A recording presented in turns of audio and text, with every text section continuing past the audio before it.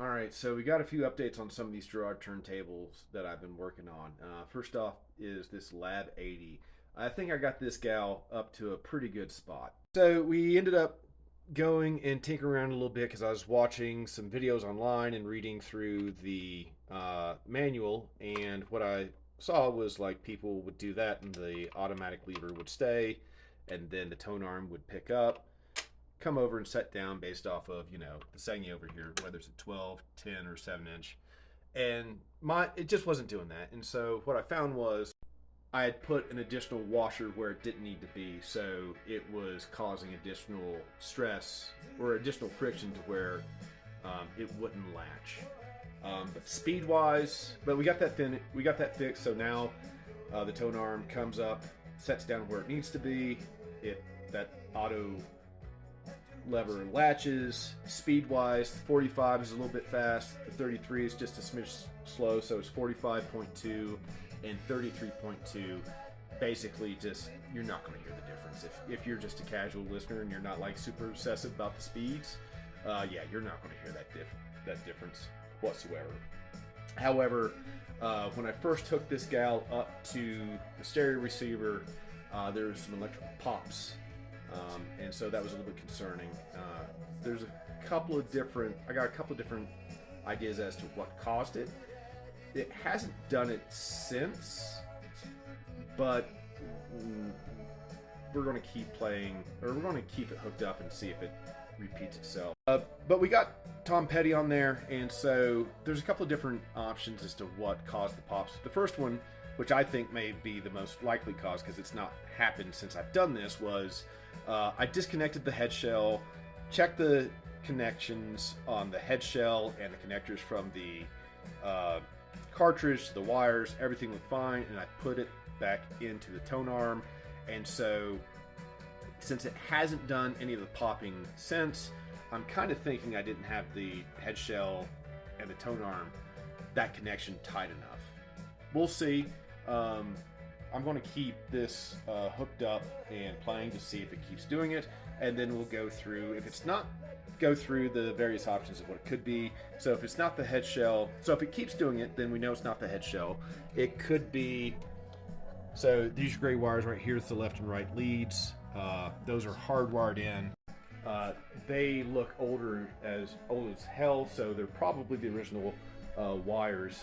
If not, they're not much younger than the turntable, which was, I think, 1963, 1964 time frame. If it's not the wires, if I replace the wires, it's not that, then it's probably some failing components on the stereo receiver. It's a Sansui 2000X. I absolutely love this vintage receiver, but I've not replaced any of the transistors or capacitors on there, and so it's entirely possible that that's the sign of some failing components on the phono stage inside there. But we'll see. We'll keep an eye on it, or an ear out for anything else. So assuming that Lab 80, is, there's no pops, nothing surprisingly goes wrong, we'll send that guy out here in the next week or so. So that brings us to this Garrard Z2000B, and so the problems with this guy, we got a few different problems. One, the bass is just particle board, it's crap, I want to replace it. I'm going to see about learning how to do some woodworking, and I need tools for that. So we're going to see what that looks like, and we're going to try and build a custom bass for this guy.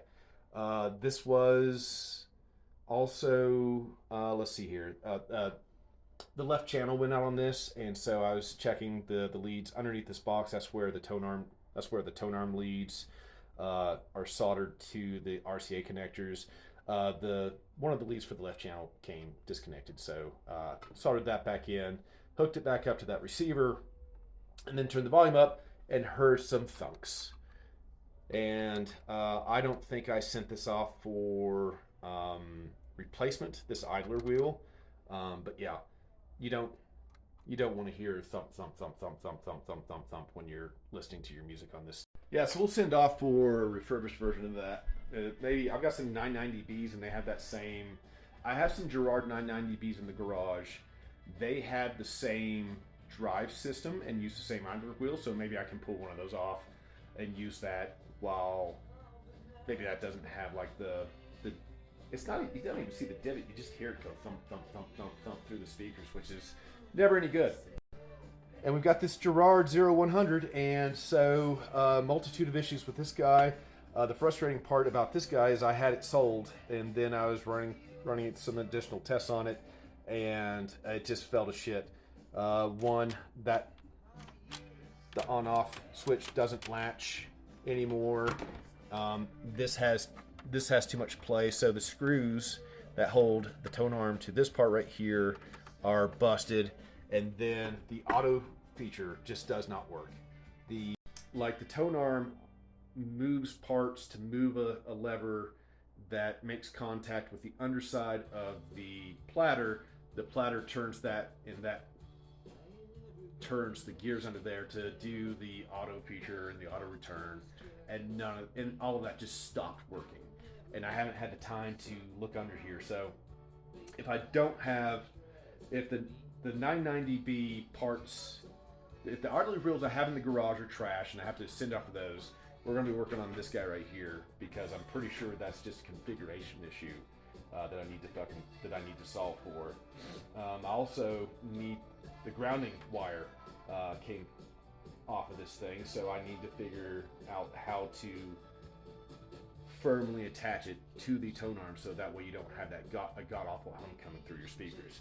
But anyways, yeah, so we're making some progress. Hopefully I can get, no issues with the Lab 80, so we can try and rehome that, get this Garrard 0100 fixed, get that out the door, and then get a decent price on idea and schematics on a base for that Z2000B. Anyways, yep, see you later.